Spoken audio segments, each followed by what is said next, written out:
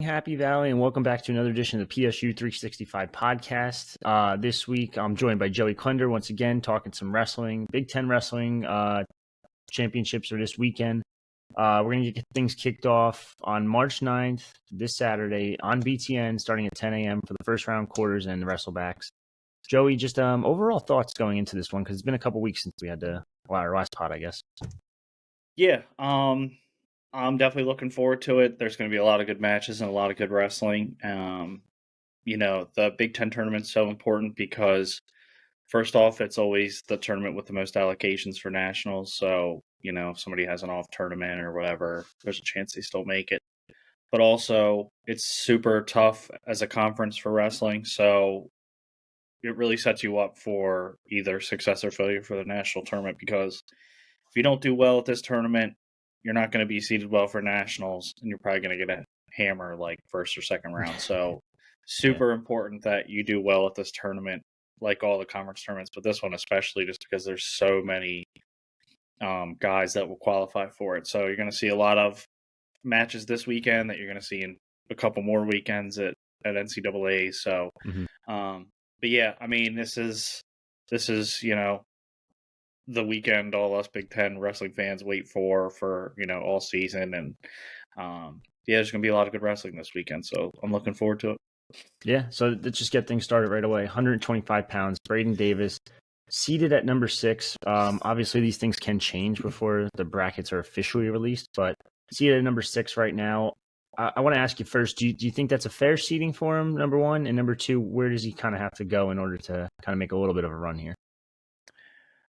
Yeah, I mean, I think it's pretty fair. Obviously he had a pretty hot start to like his year and everything, and we talked constantly on the pod this season about how we really weren't sure what was going to happen at 25, and we kind of thought it was going to be, anyone's best guess as to who was going to win the spot. But Davis came out, won it, and was obviously the best option. And he had a great, start to the year.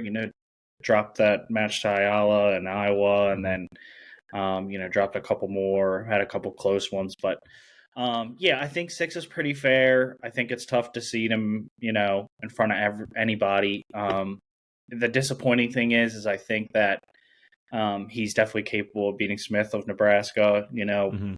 He was in control of that match and just kind of made a couple, bonehead errors and got sloppy and got majored. And, he's at, Smith's up at the 5th seed, wrestling the 12 seed, and Davis is at 6, wrestling 11. But chances are he's probably going to hit Barnett of Wisconsin in the second round. So,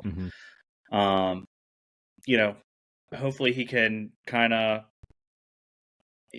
I'm sure over these last couple of weeks he's kind of gone over game plans with Kale and everybody, and maybe clean some things up. So.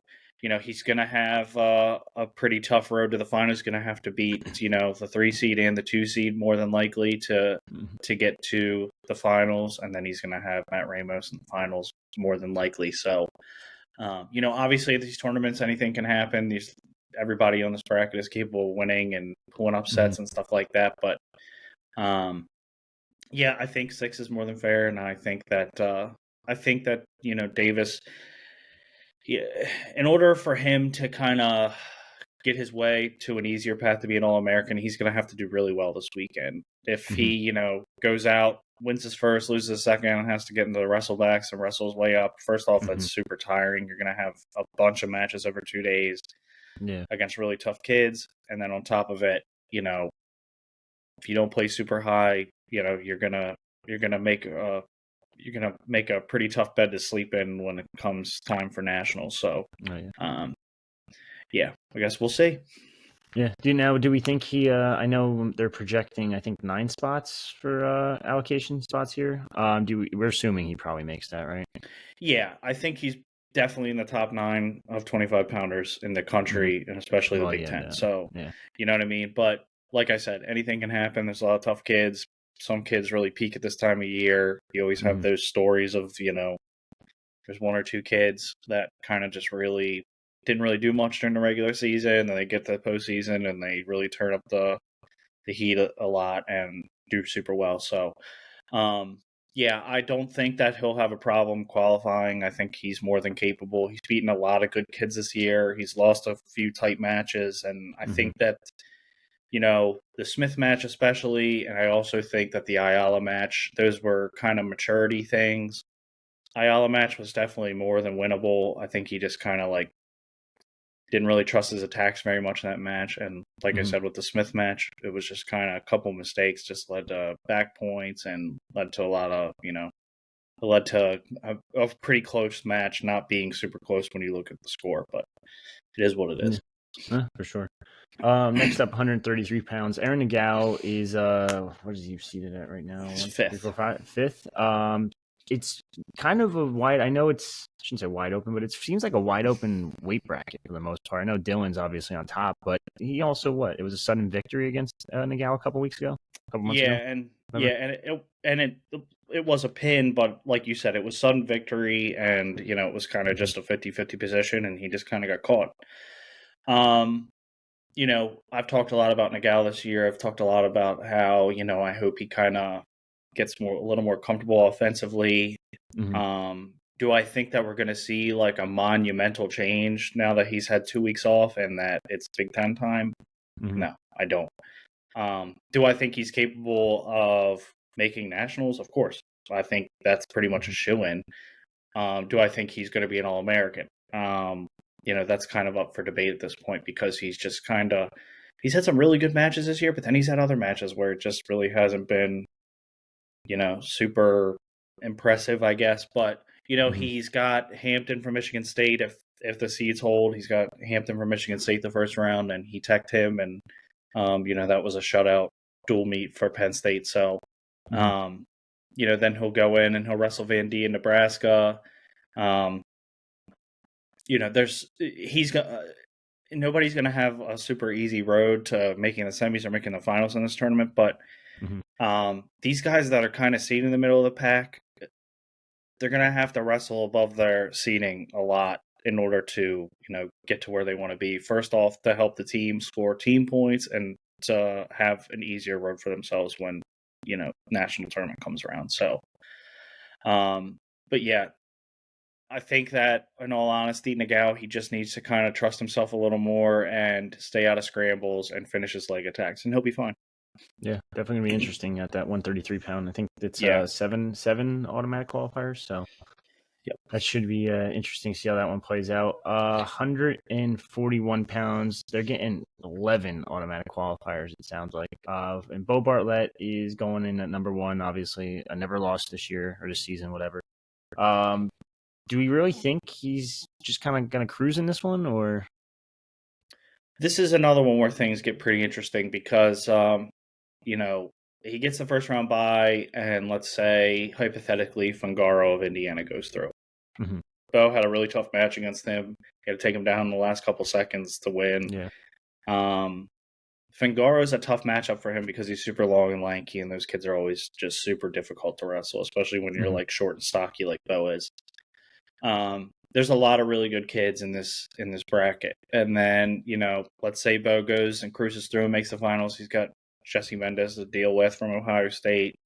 Another thing I've talked about in previous podcasts is the fact that Penn State guys historically have done, second or whatever at the Big Ten, and then they win the nationals. So, I wouldn't expect Bo to tip his hand and show his whole cards if, there's a tight match against Mendez. I'm not saying that he'll, fold over and like get his ass kicked on purpose, but I don't think he's going to pull out all the stops to win this match. But I think that Bo, with what he's shown this year, is capable of winning this tournament without having to, go deep in his bag for, something spectacular. He's wrestled super well. He peaked at the right time. There's obviously a couple good kids in here, but the good thing is, in my opinion, the toughest guys and the toughest threats to Bo are at the bottom of this bracket, which is a big plus. Obviously, Brock Hardy and him had a really tight match, and there was some There was some controversy over the potentially dangerous call in that duel, but I think Bo is a better wrestler than Brock Hardy. They did meet in the semis last year, and Hardy won, but Bo's a completely different wrestler now. I think that Bo makes the finals and wins this tournament, especially just with how he's wrestled this year. So I'm thinking he probably wins it. All right, nice. 149-pound Tyra Kasich coming in as the number 4 seed. He did already beat the number 5 seed in D'Amelio. Do we might actually see that rematch now? I'm looking at it if the bracket stays the way it is. Yeah. In round 2. So do we think he'll kind of cruise a little bit until he reaches that Lovett in the semis? Quarters. So this is cool. No, it would be the semis. No, it is semis. I was right. Yeah. Yep. This bracket's messing with my head. It's okay. It's a little tough to read, but I think that Kasich, I think he's more than capable of pulling off a couple upsets. And the Lovett match was super close, and then Lovett lost. The last week or one of the last duels that Nebraska had, he lost. It was against Arizona State, I believe.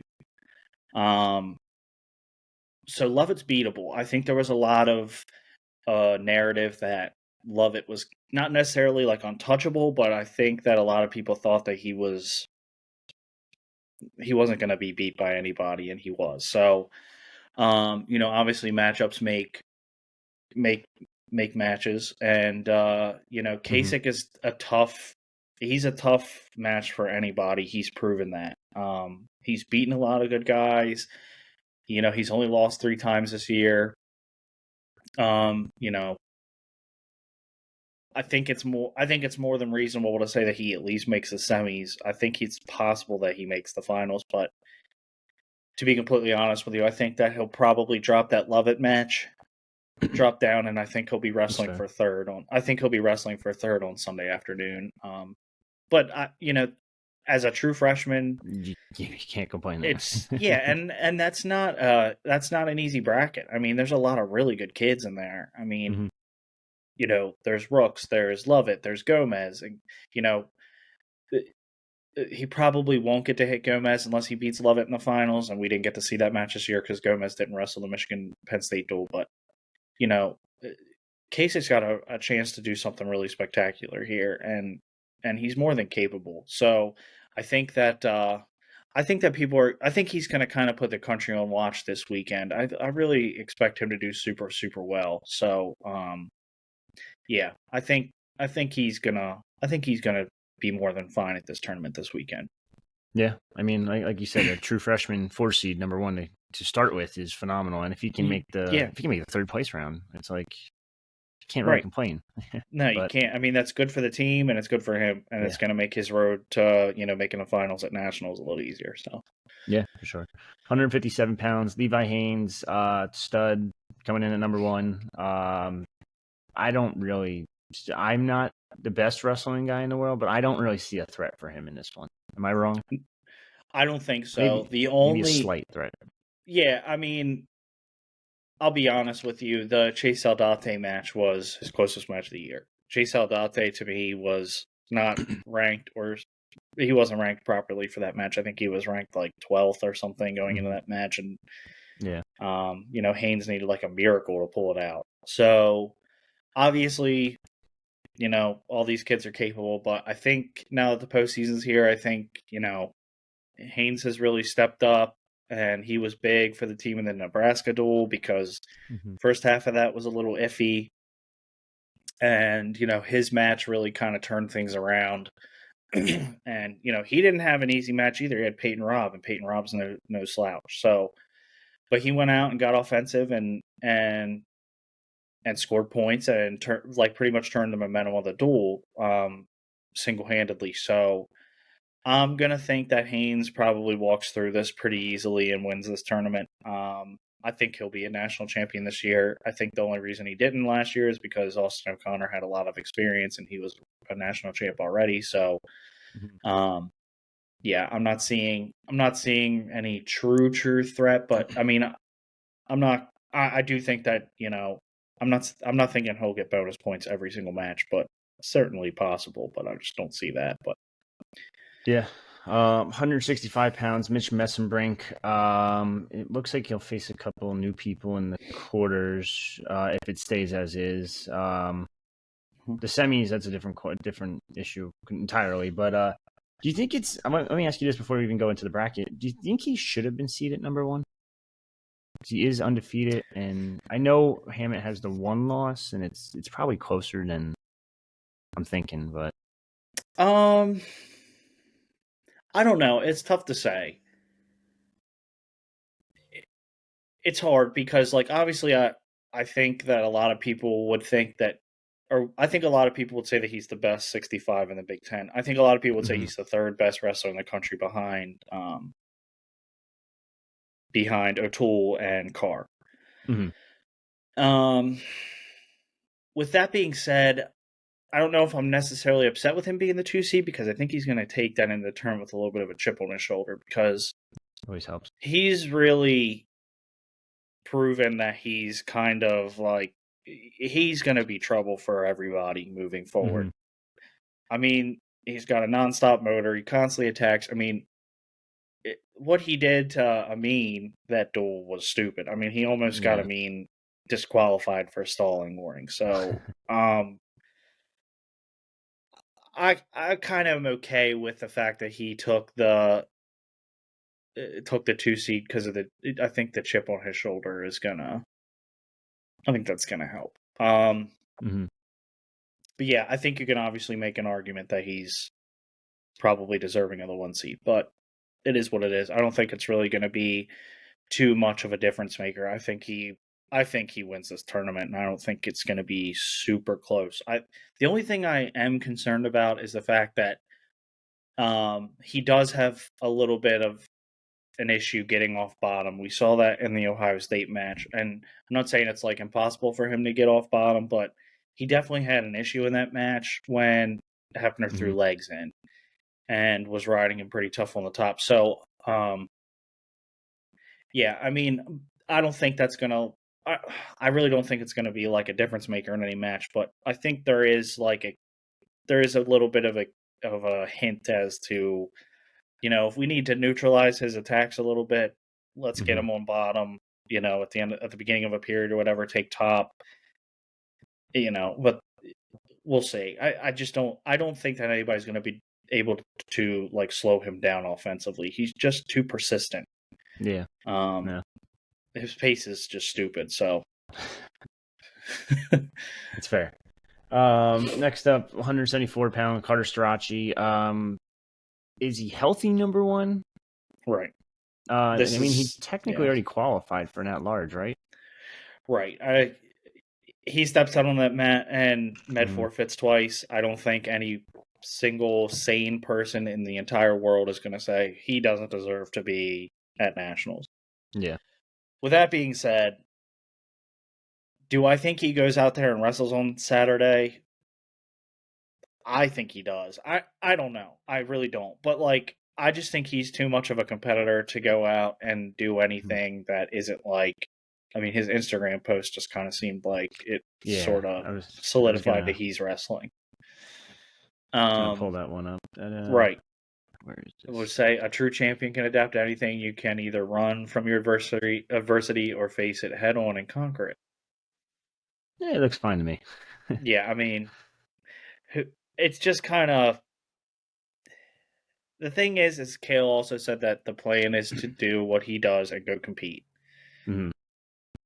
But the other thing is there's a fine line between what happens here because you have a kid who's more than capable of winning his 4th national title. Do you want to sacrifice that do you want to potentially injure him more and sacrifice that?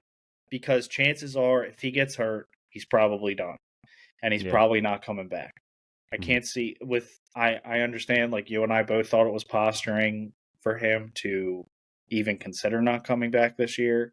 Yeah. But I think if this year ends prematurely because of injury, I don't think he's coming back. One, because I think he wants to get a move on with his MMA career, his international career, whatever he wants to do. Yeah. And 2, of course, I'm going to forget my second point. But I don't think I don't think he comes back. I think. Well, I remember my second point. If he gets hurt this year, I don't think he's going to come back and want to risk further injuring that knee and potentially losing out on what his post-college wrestling career could be, because he's got a chance to obviously be a very good international wrestler, win Olympic gold in 4 years, or even this summer, if he so chooses. And on top of it, he's got a very brash and bold personality. He's very appealing to a lot of people, and he could make millions and millions of dollars fighting MMA. He's like perfect for it. And we already are kind of getting to the point where Penn State's sort of developing that and getting a little bit of a reputation for that because of Bo. So part of me feels like he's going to go out and med forfeit, but another part of me feels like he's going to go out and just being Carter Starachi and being who he is, he's going to go out and he's going to kick some fucking ass, and he's going to do it because on one leg to prove to everybody that nobody's going to mess with him. I could honestly see that happening because he's such a badass. Like, he really could do it. But then on top of it, I kind of feel like maybe Kale, I'm not saying that this is even an identical situation because it's not. But you have to think if he has the Nick Suriano saga in his head because they went to Oklahoma State and wrestled in what has previously been called a pointless thing with that NWCA team duels. He goes down there and wrestles Piccanini and gets hurt, and that's the last time we ever see him in a Penn State singlet. Am I saying that's going to happen with Starachi? No.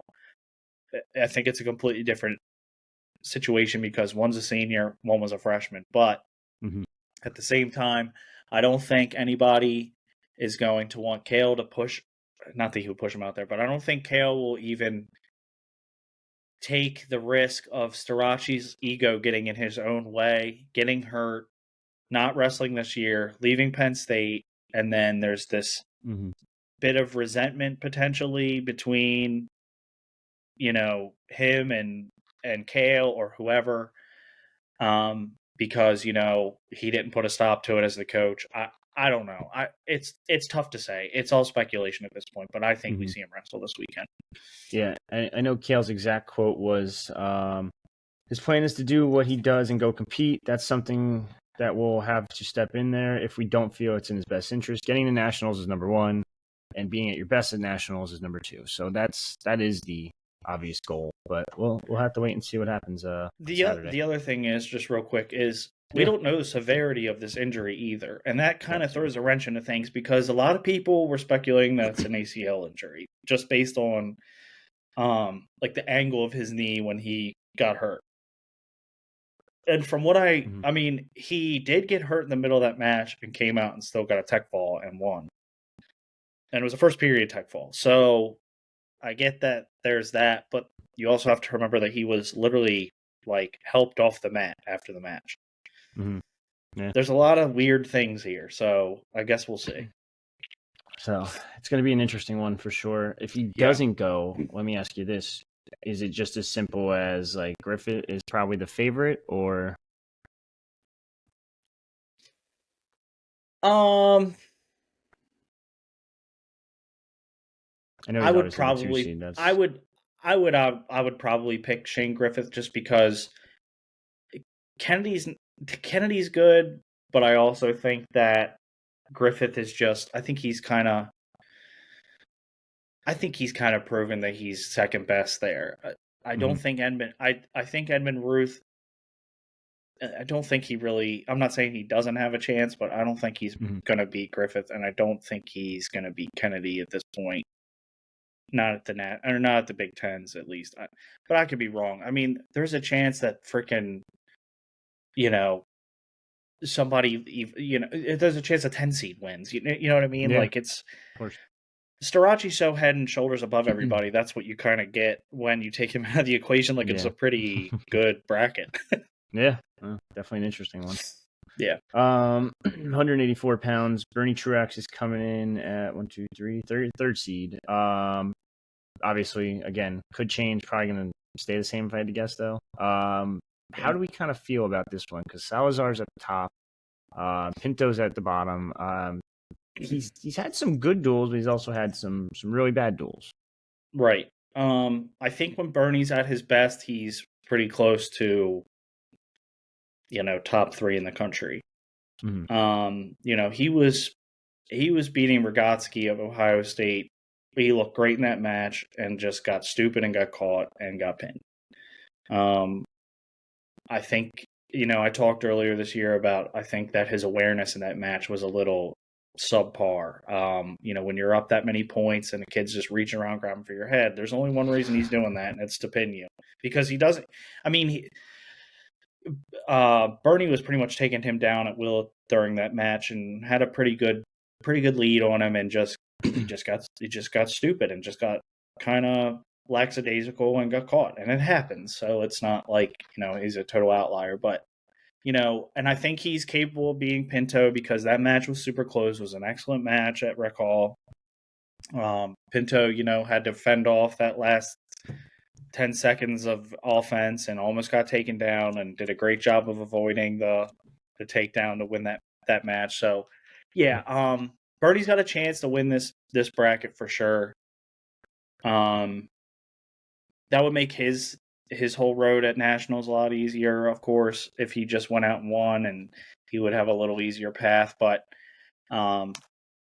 yeah, I think it all just depends on which version of him shows up. It's the same thing with him and Nagao. I think they're pretty similar situations. So, okay, I think it's just what version shows up. 197-pound. You next two are kind of ridiculous. 197-pound Aaron Brooks, top seed. Is this just more of like easy bonus points and kind of this is pretty easy? Yeah, I think that for the most part, Brooks, Mesenbrink, it's tough to say Starachi because of the knee, but Brooks, Mesenbrink, Haynes, maybe Bo, and Kirk are really going to be who Kale leans on for the team race aspect of it, because Penn State's more or less made their living at these tournaments as a team on bonus points. And, going out and not nitpicking the matches that they should go out and just dominate. They just go out and they win big, and they help the team. So I think Brooks probably, I'm going to go really bold here, but I think he bonuses every single match. Jeez. As crazy as that is, I think he probably gets at least a major every single match. That's self-explanatory. That's my bold prediction for the Big Ten. That's right. I mean, that's very self-explanatory. I don't know if he it's just going to be very easy for him. Just put it like that. There's no way around it. He's been, for me, I think he's been the most dominant wrestler on the team this year. I would say Starachi, but Starachi's had a couple close matches, and I think they might have had to do with illness and stuff like that. But I think Brooks is, for me, pound for pound, Brooks is probably the best wrestler on the team, I would say. Yeah. Right. And do I even have to ask about the heavyweights, or is it just more like this is another one? Yeah, this is another one. That could be bonus points all the way. And Feldman is the second seed, and Kirk had literally zero issue with him. So, I actually don't think he'll hit Feldman in the finals. I think he'll hit Davison from Michigan. Davison's excellent, and Feldman's very good too. But I think Davison will beat Feldman. I believe Feldman beat him at the duel, and it was pretty big deal. So, I think he hits Davison in the finals and not Feldman. I think Feldman will end up wrestling for third, but that's just my opinion. I think Davison will get Feldman and end up being in the finals. It's interesting. I don't think it makes a difference though. Yeah, I know. I'm just reading this now. On Black Shoe Diaries, they're saying obviously he's gonna, if he faces anyone in the top half of the bracket, it's gonna be a new opponent this season. Former Penn Stater Sean Neville's is there too. Right. I guess there's just really no threat, even if it is a new opponent or not. I know he's had an easier schedule, kind of. The thing is if it's new for Kirk, then it's new for the opponent too. So that's true. Yeah. I just don't think that anybody at heavyweight is as versatile and athletic as Kirk is. I think he's just he's like a, I don't know, outside linebacker or something. He's not your typical heavyweight. Feldman's not either. Neither is Davison. Doesn't Davison play football? Yes. Yeah. I feel like he does. Yeah, because he's like a freaking. He looks like Phil Heath out there. He looks like a freaking bodybuilder. But yeah. I mean, I don't think it makes a difference. I don't. Okay. I don't know. So now, what are we thinking? 5, 6? So winning? Okay, so Kirk in the finals, Brooks in the finals. Strachey's the wild card, I guess. Yeah, I don't think we see Bernie in the finals. I think Mitch finals. So let's see, 1, 2, 3. If you count Strachey 4, but it depends really if he wrestles or not. Haynes is a finalist. Kasich has a real chance to be a finalist. I think I'm gonna leave him out just because I think it's fair to. Yeah, but I think he could be. Bartlett as a finalist, and I think that's probably it in terms of finalists. All right, and that should all 6? very easily secure the team victory for the most part. The thing is they're just gonna have to get bonus points along the way. I mean, you can have a lot of kids in the finals, but yeah, they do what you said and just bonus out in multiple weight classes. I mean, they're gonna be more than fine. Yeah. So yeah, absolutely. Definitely going to be interesting. Saturdays start at 10. That's on BTN. And then I think Sundays, or what else is on? I forget. Is that 10 till? I believe it's the first round and quarters start at 10. Second round of consolations is what? 1 or 2? I can't find it anymore. And then I think the semis are Saturday night. Yeah. Actually, second round with consolations and wrestling backs at 5. Okay. Session 2 semifinals will be at 7, and then session 3 the next day will be consolation semi 7th place at noon on BTN Plus. So we'll mix up there, and then Big Ten Network again Sunday 4:30 for first, third, and fifth. But it should be definitely an interesting one to see what happens. But for the most part, I think it seems relatively easy that Penn State's going to win the Big Ten championship again, but that's kind of almost expected at this point. So yeah, I just from top to bottom there isn't a lineup that's as good as theirs in the country. Even there isn't, but at the Big Tens, I just think it's I think they'd probably be giving you minus odds at if there was betting on this. Yeah, I'm maybe plus 150. Yeah, well, I mean I'd take it. It's easy money.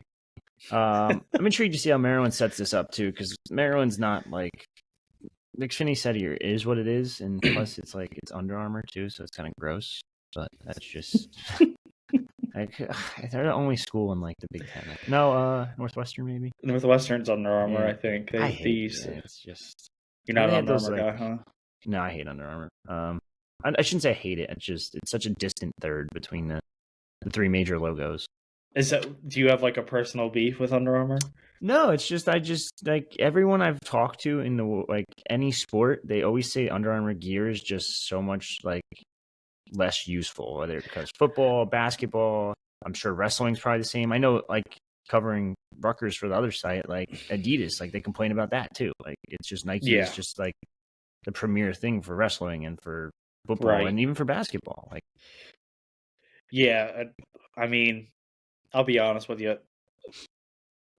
Like, I have a lot. Like, I play golf a lot, so that's the reason I like Under Armour, because it's cheaper for that aspect. Right, but like I don't love Under Armour golf stuff. I think a lot of the time to me it's just like too rugged to be golf stuff. Like I have a couple things that are just like doesn't really seem like golf clothing, but I can kind of see what you mean. Like I've never been like a primarily Under Armour person. I've always liked Nike stuff the most. Yeah, for sports and everything. But yeah, I'm with you. But anyway, other than the Big Ten tournament, I don't think there's really anything else to talk about. We could talk about it is Handsome Tuesday. Oh God, I saw that one today. That was an interesting one. What was it? Hold on. It was a good quote too. It was phenomenal. It was. He's got this big thing with Shoot from Vision Quest. You gotta make the weight, like bro. Tombstone Hands, Gravestone or Graveyard Mind. That's it. That was my it. God. I was just like, oh geez, man, this guy is.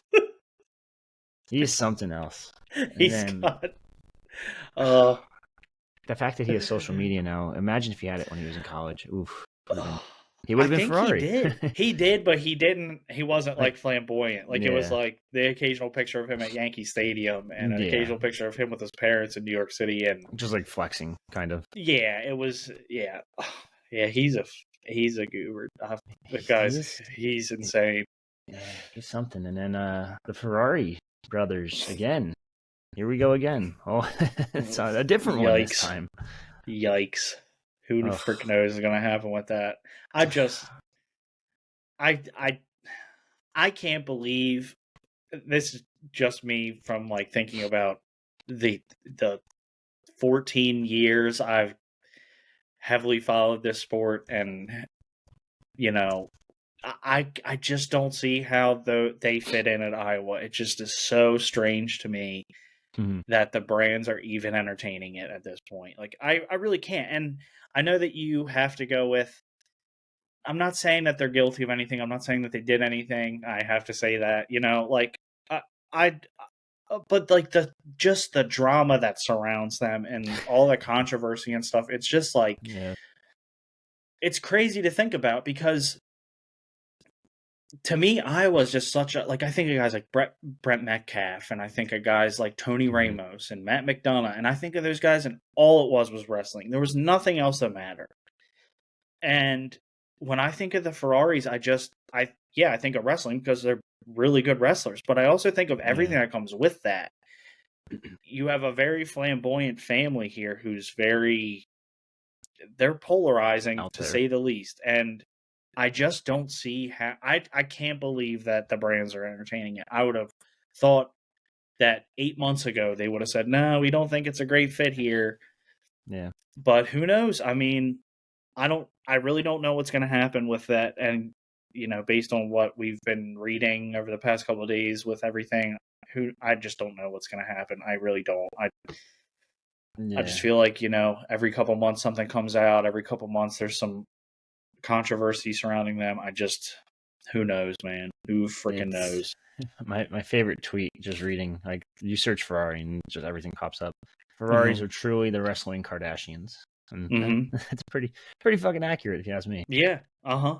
Oh yeah. Uh, yeah, absolutely insane. It's you are right though. I'm a little shocked the brands are like kind of like Oklahoma State, I guess, put up with it, and then they kind of Yeah. I like, all right, mean, see you, like, never mind, like we're done. But Iowa, mm-hmm. like, I don't know what you're thinking, like, Yeah, I just like when I think of Iowa, for years I've thought about a team that to me Iowa's never been appealing. Like if just because I feel like, and I'm probably 100% wrong about this, but I just feel like mhm. Iowa just wouldn't be a fun place to go to school. Just because I don't feel like the team has. I don't. Fair.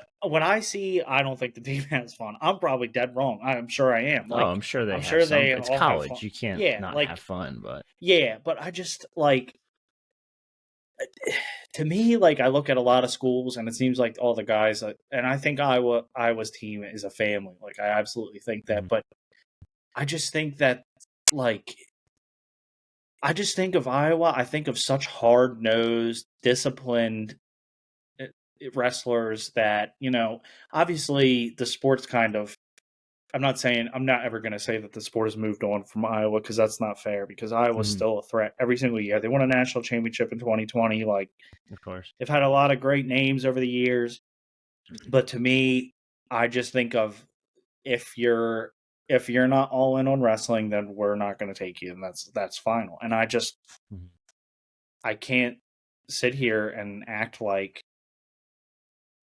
there's nothing that comes with the Ferraris. I mean, there's a lot of stuff that comes with that family, and That's true. you're getting guys that work hard and are great wrestlers and all that stuff. But at the same time, it's you know what college coach really wants to deal with that? I mean, obviously, it was too much for John Smith to handle, and I don't know. I have no freaking idea. I'm sure there's a lot of things that we don't even know about, but what can So you do? let me ask you this: do you think the fact that they're willing to take a chance on Ferrari kind of stems from the fact that I know they won a chip like not too long ago, but the fact that Penn State has made such a big gap between them, that they're kind of like, fuck it, the kid's pretty good. Let's see if we can make it work. Obviously, it's a shitty situation again, but you think that was just kind of more so like risk reward type thing? See, I don't know, because I think long term that kind of puts a sour taste in a lot of people's mouths. One, the fans; two, the administration; and three, the parents of kids that are there. Like, as long term, from the fans' perspective, it's like, okay, yeah, this kid's really good and stuff, but like, does he make the team look better or worse? And that goes for every kid. Like, Iowa has not been slow to kick kids off the team when they make mistakes. Seth Gross, he had to leave, and Colby Covington is another person who had to leave, and you make mistakes there, like, you have to pay for them. So, there's that. Then from the administration perspective, I know that reading the Iowa forums and stuff like that, a lot of people, fans included, are kind of iffy on like what the brand's future is at Iowa. Just because it's gotten to a point where, yes, they won a national championship a few years ago, but Penn State went in there this year and won 8 out of 10 matches. And it's kind of surpassed the rivalry, because you can't say that Iowa's the second best team in the conference anymore. I just don't think you can. Nebraska, Michigan, those teams are really good. And, Iowa got absolutely embarrassed by Michigan this year. He didn't win a single of the first 5 matches. Jeez. Like, they were shut out halfway through. So, I mean, I think Iowa fans are maybe getting fed up with it, and they kind of want to change, just because I think maybe the style that Iowa traditionally has is kind of almost vintage at this point. It's outdated. You can't win a lot of matches just hand fighting and being physical anymore. You have to have finesse. You have to go out and score points, and the sport's just changed. The guys that have found a lot of success in that Iowa room are guys that go out and score points. Spencer Lee is a perfect example. He didn't go out and hand fight for 7 minutes. Dude was like constantly attacking, and then, you think from the parents' perspective, you got kids on the team, and, you see that the coach or the administration or whatever allows somebody who's got a little bit of a reputation to join the team. It kind of brings up some issues. I believe there was a kid that left Iowa because he didn't want to be there. After it happened, I don't know. I believe there is somebody who transferred up. I'm not sure, but I mean, you set a precedent when you bring trouble into the room, because kids are easily influenced. Even these wrestlers are very easily influenced, even though they're mentally strong. You put a kid in there who, isn't the greatest fit and maybe not the best influence on everybody else. It kind of, you might start to lose some guys who are a little less in on like their goals. So yeah, I don't know. I don't think it's necessarily like, oh, we're getting our asses kicked all the time. We're kind of falling back. Screw it, because it's just long term. There's more implications than short term. Like, yeah, you might taste some success, and you might get a national champ out of it, but is it worth sacrificing the culture and the reputation of the entire program? Probably not. No. Yeah, definitely interesting move for sure. We'll see what happens. I'd be a little shocked if he was on the team next year, to be honest with you. I guess we'll see. I mean, there's still a chance. I know he's still living there and lifting there and doing all that stuff, but they're all doing who knows? He's doing all kinds of. I saw him post something yesterday, a workout video or something, or 2 days ago. Deadlift. Yeah, it's just like I don't care, dude. Like, what is this getting you other than like random views? Right. But I guess that's what he's really in for. So right. It is what it is. But any other thoughts before we close this one out?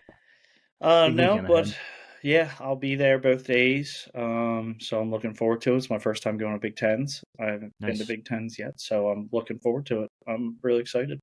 Yeah, I'm actually a little intrigued to see how big of a Penn State fan base will travel down there, just because it's not that far. Yeah, yep. Yeah, so. It's only a couple hours from me, so. Yeah, it'll be interesting. But, All right, for me and Joey, that's another episode of the PSU 365 podcast. Signing off.